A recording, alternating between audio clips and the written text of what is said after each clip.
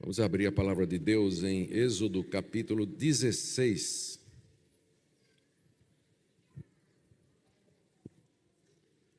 Queremos saudar os irmãos todos com a paz do Senhor Jesus, aqueles que nos acompanham pela transmissão também, Deus abençoe. Por favor, deixe sua Bíblia aberta em Êxodo capítulo 16. Nós iremos lendo à medida que a exposição prossegue. Lembramos o que a gente sempre pede aos pais: se por acaso seu filho ficar inquieto, que é natural, ele ficar inquieto e você não puder controlá-lo mais, então você pode sair um pouquinho para que ele acabe de gritar lá fora, ou ali tem o cry room, que você pode usar também, tá certo? Para que nós possamos ter toda a atenção à palavra de Deus. Pai amado, estamos diante da Tua palavra, nós pedimos que o Senhor nos ajude a compreender o que aconteceu e que foi registrado por Moisés e o que significa para nós hoje. Em nome de Jesus, amém. Gente, o capítulo 16 de Êxodo, na sequência de exposições que estamos fazendo, traz um dos episódios mais conhecidos da Bíblia, que é Deus mandando pão do céu, maná, para sustentar seu povo durante 40 anos no deserto. Esse episódio é tão importante que ele é citado várias vezes nos Salmos e referido no Novo Testamento, mas outras vezes também. Em última análise, esse pão que era dado por Deus apontava simbolicamente para a pessoa de Jesus, que a si mesmo se apresentou como o verdadeiro pão que Deus havia dado. Na mensagem anterior, em Êxodo 15, nós vimos o cântico de Moisés e de Miriam depois da travessia do Mar Vermelho. E depois o episódio das águas amargas na região de Mara, quando os israelitas, com sede, chegam a um lugar onde havia água, mas a água não era água potável, era água amarga. Reclamaram, murmuraram contra Deus e contra Moisés. Deus miraculosamente fez com que a água se tornasse potável. E aquele episódio que nós vimos, da murmuração lá em Mara, é o primeiro de 3 episódios de rebelião e de murmuração e reclamação do povo de Israel antes da primeira grande vitória deles contra os amalequitas, que nós veremos na sequência da exposição. Hoje nós vamos ver o segundo episódio. O primeiro foi lá em Mara e esse outro aqui é na região de Elim. Só que o primeiro foi por falta d'água e esse aqui por falta de comida. Vamos então ler em primeiro lugar dos versos 1 a 3 o relato da murmuração do povo de Deus depois de terem visto as maravilhas de Deus no Egito, terem atravessado o Mar Vermelho, agora terem presenciado o milagre das águas potáveis lá em Mara, agora eles reclamam mais uma vez. Partiram de Elim e toda a congregação dos filhos de Israel veio para o deserto de Sim, que está entre Elim e Sinai, aos 15 dias do segundo mês, depois que saíram da terra do Egito. Toda a congregação dos filhos de Israel murmurou contra Moisés e Arão no deserto. Os filhos de Israel disseram a Moisés e Arão: quem nos dera tivéssemos morrido pela mão do Senhor na terra do Egito, quando estávamos sentados junto às panelas de carne e comíamos pão à vontade, pois vocês nos trouxeram a esse deserto a fim de matarem de fome a essa multidão. O povo tinha saído lá de Elim, onde tinham encontrado água, e fazia 45 dias que eles tinham saído do Egito, quando chegaram lá no deserto de Sim, que fica perto da planície do Sinai, do Monte Sinai. E lá os israelitas começaram outra vez a murmurar contra Moisés e Arão. Era, lembrem, uma multidão de aproximadamente 2 milhões de pessoas. A comida que eles tinham trazido do Egito e de Elim havia acabado e não havia ali no deserto comida suficiente para aquela multidão. E o que aconteceu? No coração deles, eles voltaram para o Egito. Eles sentiam saudades, eles dizem aqui que sentiam saudades de sentar e comer a carne de panela e pão em abundância. Eles eram escravos no Egito, mas pelo menos tinham comida à vontade. Em outros textos que nós vamos ler lá no livro de Números, na sequência da exposição, eles mencionam que lá no Egito tinham peixe, pepino, melões, alhos porós, cebolas, cereal, figo, videiras e romãs. Certamente é um exagero. Quando a gente está insatisfeito, a gente exagera esse tipo de coisa. Mas o ponto aqui é que, certamente, lá no Egito, em termos de comida, era melhor do que no deserto. E aí chegam à conclusão, era melhor Deus ter matado a gente lá no Egito mesmo. Quando ele derramou suas pragas sobre o Egito, ele bem que podia ter nos matado também, porque foi para isso que vocês nos trouxeram aqui. Veja só, final do verso 3. Moisés e Arão, vocês nos tiraram do Egito e trouxeram para o deserto para nos matar de fome aqui. E assim murmuraram, reclamaram, acusaram Moisés e Arão. E essa é a resposta padrão dos israelitas no Antigo Testamento. Murmuração. Diante de crise, murmuração, reclamação, botar a culpa em Deus. Nada presta, antes era melhor, isso tudo aqui é errado. Nós vamos ver isso se repetindo vez após vez na história de 40 anos no deserto do povo de Deus. E não é diferente hoje, não é diferente hoje. A murmuração e a reclamação é a resposta padrão de pecadores como vocês e eu, quando as coisas não vão certo e quando nós estamos enfrentando crise. Deus promete, então, na sua misericórdia, dar pão aos israelitas. Veja aí, versos 4 a 5. Então o Senhor disse a Moisés: Eis que farei chover do céu pão para vocês, e o povo sairá e recolherá diariamente a porção para cada dia.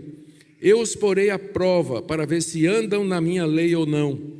No 6º dia prepararão o que recolherem, e será o dobro do que recolherem nos outros dias. Moisés e Arão certamente levaram esse assunto diante do Senhor, e o Senhor respondeu dessa forma: Ele iria fazer chover do céu pão, que no livro dos Salmos é chamado pão dos anjos. E o povo deveria diariamente recolher a porção que era necessária. Só que introduz Deus uma lei. Na sexta-feira eles podiam colher dobrado, porque no sábado eles não deveriam sair no campo para recolher aquilo que recolhia nos outros dias. No 6º dia eles preparariam o que recolhessem, porque no 6º dia Deus faria cair o dobro. Gente, isso aqui era um teste da parte de Deus. Veja como Deus diz aqui a Moisés no verso 4: Eu os porei à prova para ver se andam na minha lei ou não. Esse episódio aconteceu para que os israelitas fossem provados da seguinte maneira: eles estavam dispostos a obedecer a lei do Senhor, confiariam que Deus lhes daria o que era necessário. Mais adiante no livro de Deuteronômio, Moisés explica que Deus queria ensinar os israelitas aquilo que Jesus disse lá no deserto ao diabo: nem só de pão viverá o homem, mas de toda palavra que procede da boca de Deus.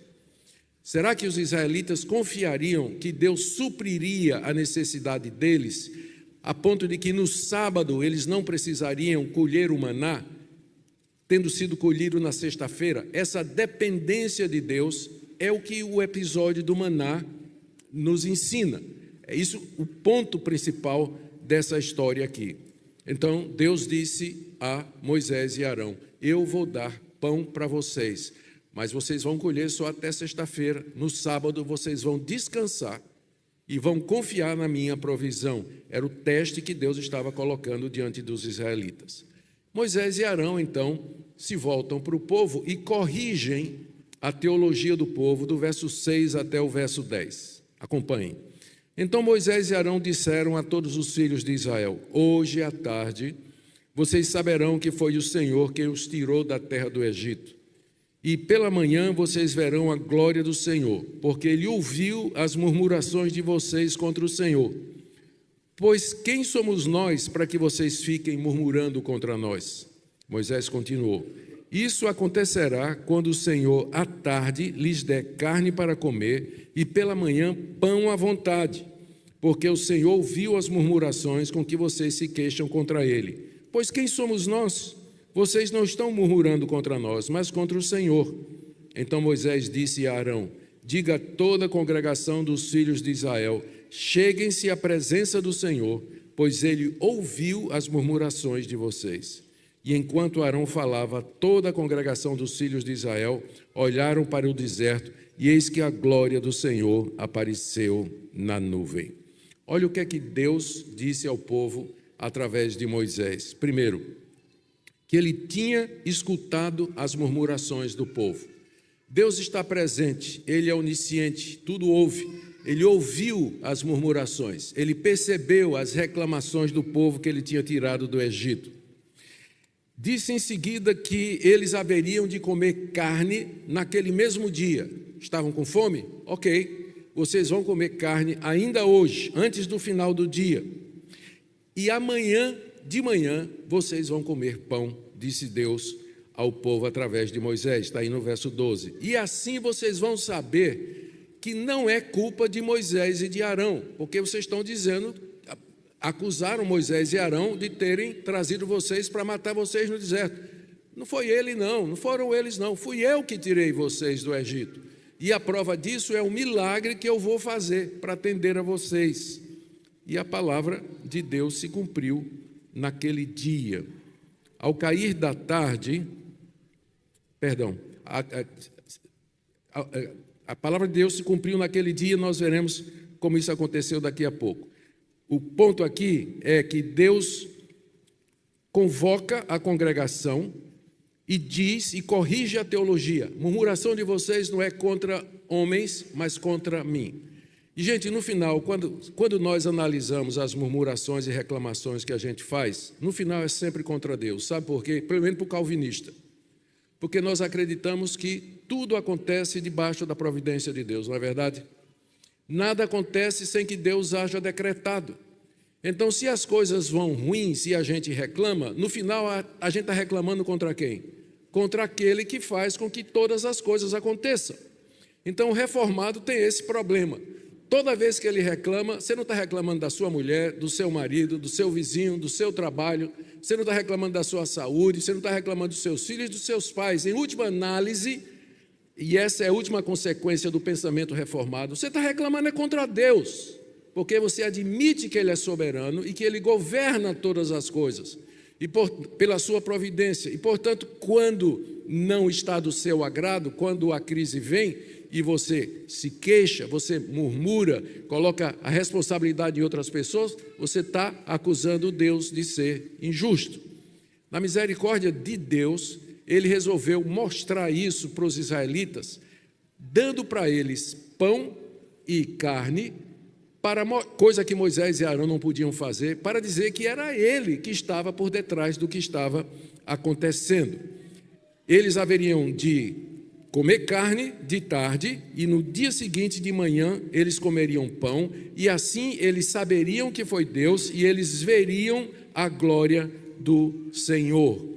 E Arão, então, falando em nome de Moisés, convoca a congregação de Israel para vir se encontrar com Deus. Veja aí no verso 9: cheguem-se à presença do Senhor, venham, cheguem até mim, para se encontrar com Deus, porque é contra Ele que vocês estão murmurando. E enquanto eles falavam, olharam para o deserto e a glória de Deus aparece na nuvem. Aquela nuvem, a Shekinah, que vinha guiando o povo durante o dia e à noite numa coluna de fogo, ela brilha com a presença de Deus. Deus vem ao encontro do povo na nuvem. Que misericórdia de Deus!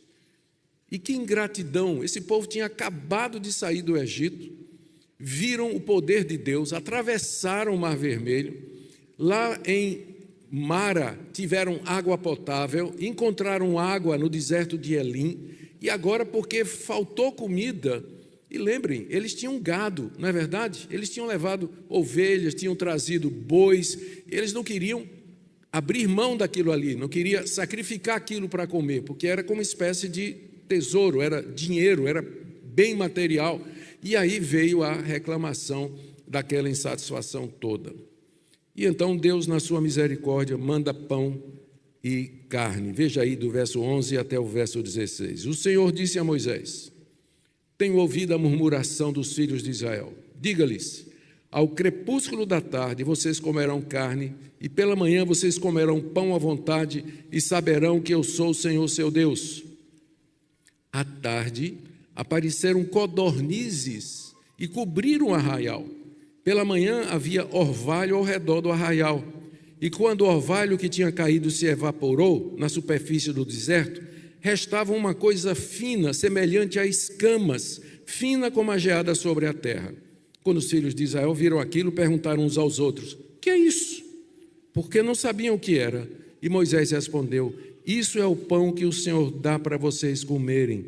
Isto é o que o Senhor ordenou, que cada um recolha o que se consegue comer, 2 litros por cabeça, segundo o número de pessoas, cada um pegará para todos os que vivem na sua tenda."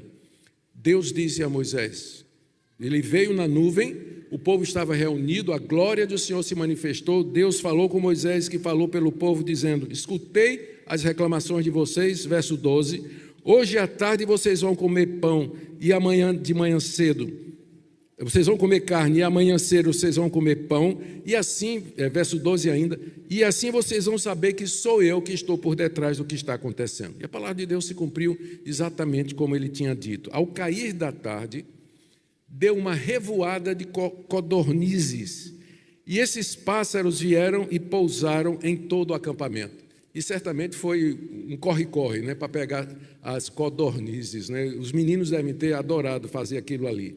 As codornas, elas eram aves migratórias, que não eram comuns naquela região. Eram pouco menor do que um pombo e maior do que um pardal, e tinha a cor avermelhada, como se fosse uma perdiz vermelha. Eles não eram, esses pássaros não são comuns naquela região. Claramente era um milagre de Deus. Mais adiante, Deus vai fazer isso de novo. E lá na segunda vez que ele faz, é dito que ele mandou um vento que veio do deserto trazendo aquelas aves. Provavelmente foi o que aconteceu aqui. Ele mandou um vento que trouxe esse enxame, revoada de pássaros comestíveis. E na manhã seguinte, ele mandou o pão do céu. Esse pão, lemos no verso 13, ele caiu sobre o acampamento durante a madrugada, como orvalho, e ele cercou o arraial do povo. E quando o orvalho secou, deixou como uma espécie de escama de peixe fina, transparente, da cor de resina, como eu mostrei. Ninguém nunca tinha visto aquilo antes. E aí eles perguntaram: "O que é isso?" Em hebraico, manhu, é de onde vem a palavra maná. Maná significa: o que é isso? Foi a pergunta do povo. Nunca tinham visto aquilo ali. Esse tipo de coisa que tinha caído do céu. E Moisés então explica no verso 15 que aquilo era o pão que Deus havia prometido que daria para eles. E ele era como os detalhes estão mais adiante, né? Estou adiantando aqui só para vocês já terem a ideia. Ele parecia com semente de coentro, embranquiçado daquele jeito, transparente e brilhante como resina, com gosto de mel e azeite de oliva. Era assim que era aquela escama que caía. O orvalho vinha durante a noite, quando o orvalho secava, ficava aquelas escamas que eram dessa consistência aqui que eu falei. E Moisés explica: vocês têm que colher diariamente. Um gomer, isso aí é o que está na Bíblia, a revista atualizada, um gomer é um jarro com 2 litros. 2 litros para cada pessoa, e o pai de família deveria pegar o suficiente para as pessoas que estavam na sua casa.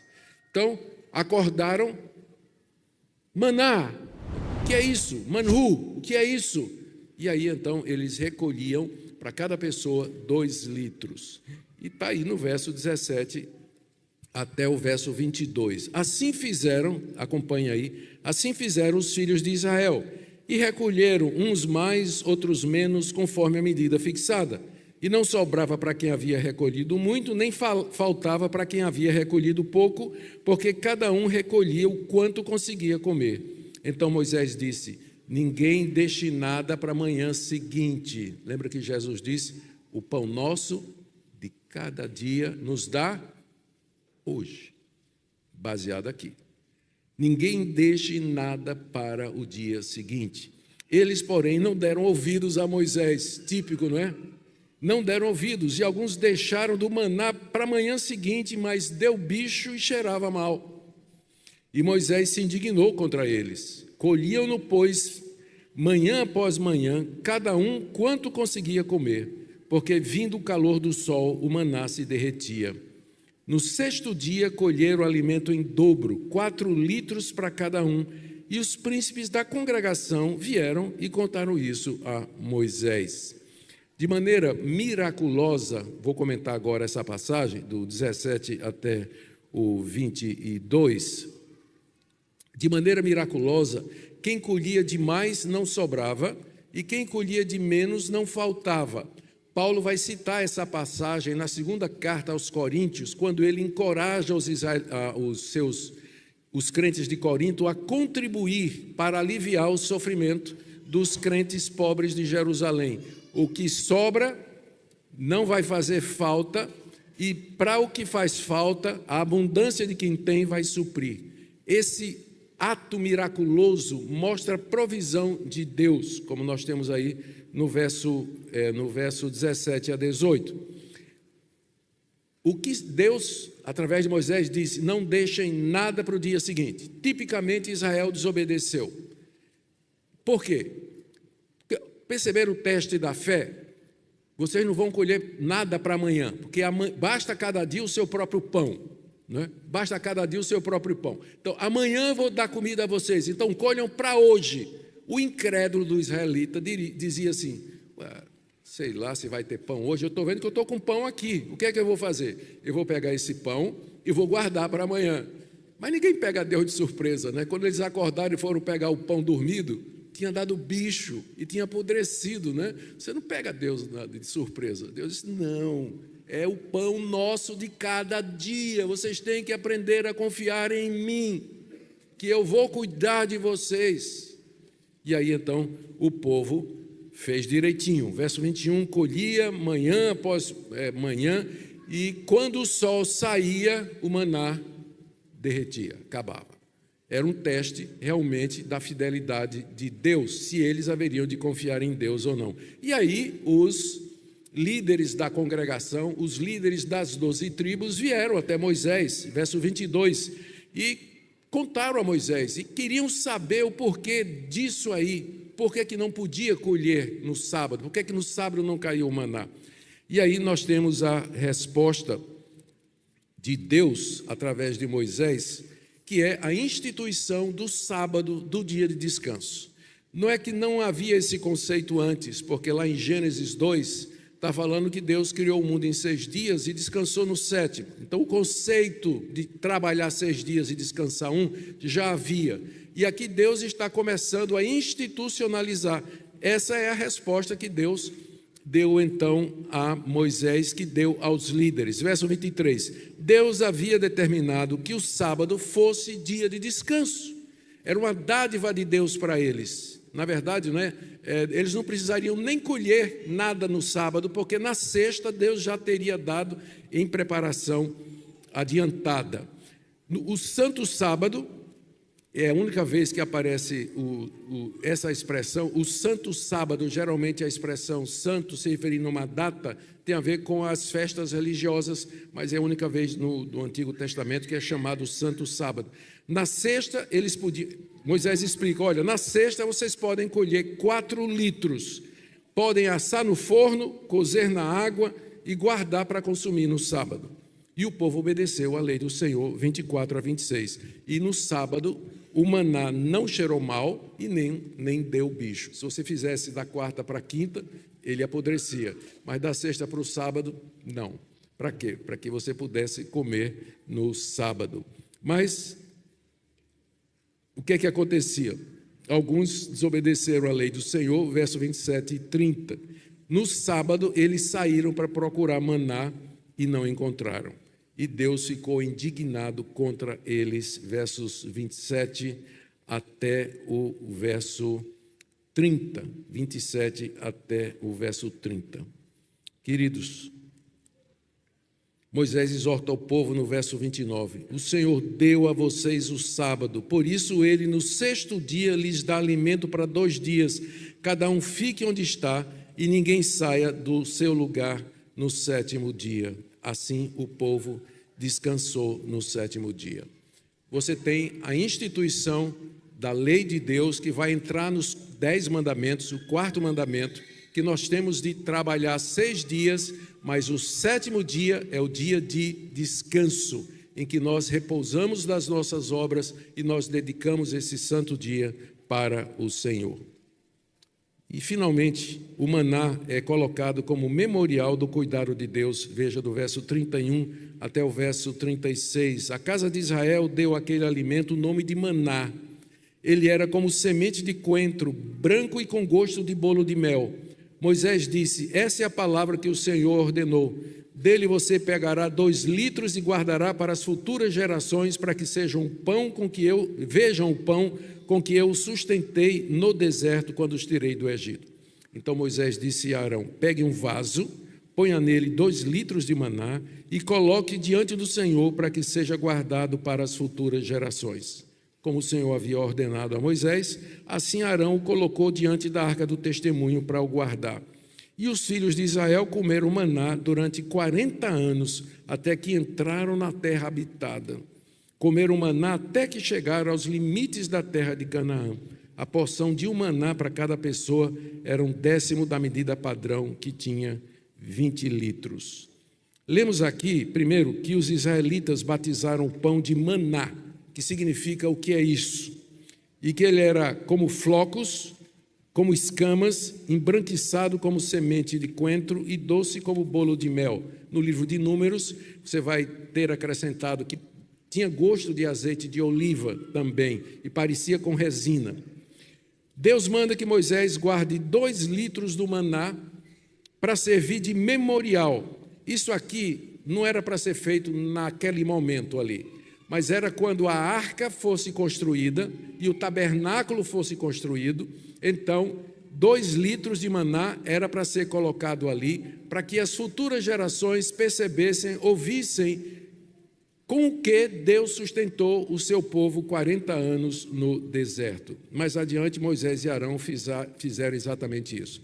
Durante 40 anos, nós lemos aí no verso 35, o maná caiu e sustentou o povo. Foi 40 anos de rebelião, de murmuração.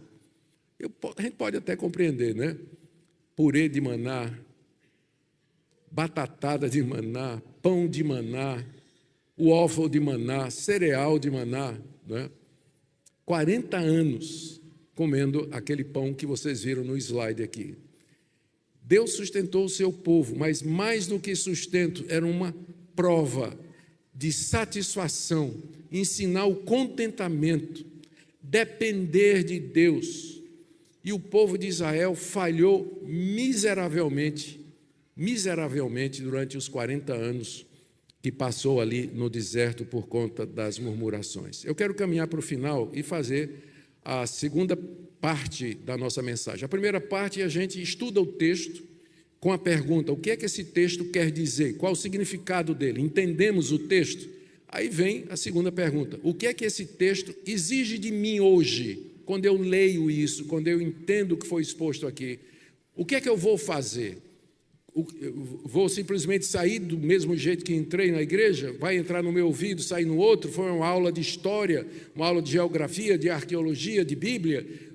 Em que é que isso vai mudar a minha vida? Eu tenho aqui algumas sugestões para você. Primeiro, que você aprenda a viver pela fé, confiado em Deus, que não há nada difícil demais para Ele. Eu estou dizendo isso para você que está diante de uma crise, está diante de um problema, de uma angústia, uma doença, uma dificuldade, uma coisa que parece difícil demais. Esse foi um teste para a fé do povo de Israel. Vocês vão confiar que eu vou suprir? Vou cuidar de vocês no deserto? No deserto não tem comida, não tem água, não tem carne, mas nada é impossível para Deus. Ele faz chover pão do céu, Ele manda as codornas para sustento, Ele tira a água da rocha. Confiamos nesse Deus, o texto nos chama a fazer isso. A nossa resposta é a de dizer: Deus, perdoa a minha incredulidade e eu vou confiar no Senhor, de que o Senhor haverá de cumprir as suas promessas com relação a mim.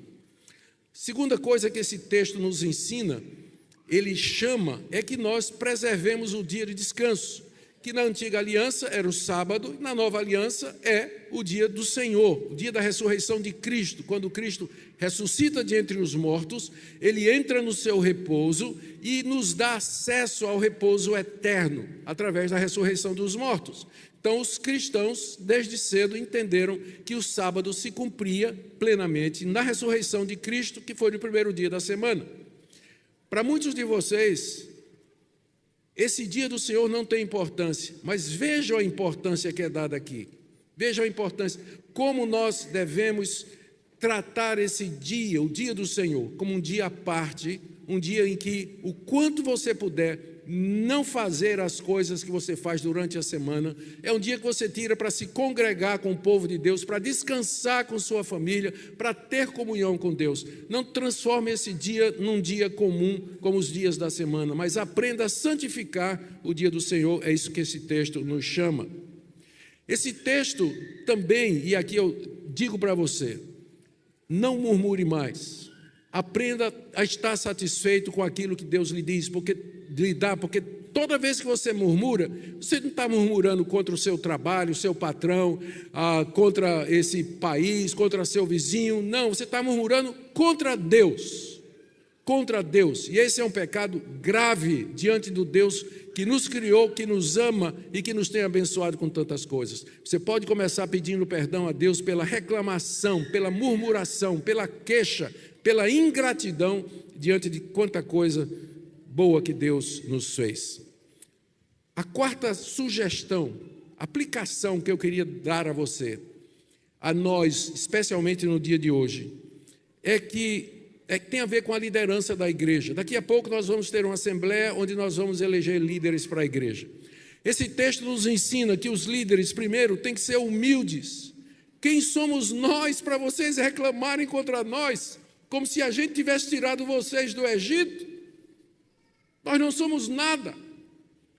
Líder tem que ser humilde. Ele não pode pensar que é alguma coisa, porque se for, Deus vai derrubá-lo. Antes da queda vem a soberba, diz a palavra de Deus. Líder tem que ser homem de oração. Cada vez que o povo murmurava, Moisés e Arão recorriam a Deus, dizendo: Deus, nós não podemos dar conta disso aqui. 2 milhões de pessoas se queixando, com fome. Onde é que nós vamos arrumar pão para esse povo? O líder tem que ser homem de oração e recorrer a Deus e ter em Deus a sua esperança para todas as coisas. Terceiro, tem que ser paciente com o povo. Gente, eu já teria chutado o pau da barraca 10 vezes com a nação de Israel.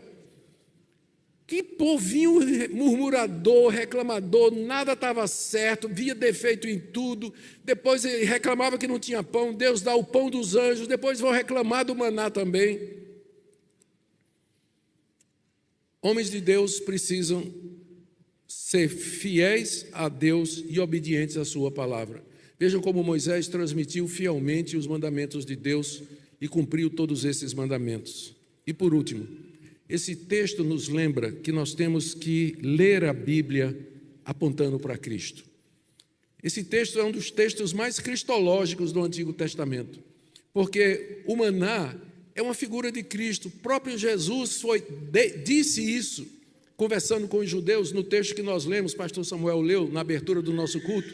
Não foi Moisés que deu a vocês o pão do céu, mas o meu Pai que está nos céus é que lhes dá o verdadeiro pão. Eu sou o pão da vida. O maná era um símbolo de Cristo. O descanso, note que o maná ele é instituído ao mesmo tempo em que o sábado também. Enquanto que o maná aponta para Cristo, o sábado apontava para o descanso eterno que nós receberemos através daquele que é o pão da vida.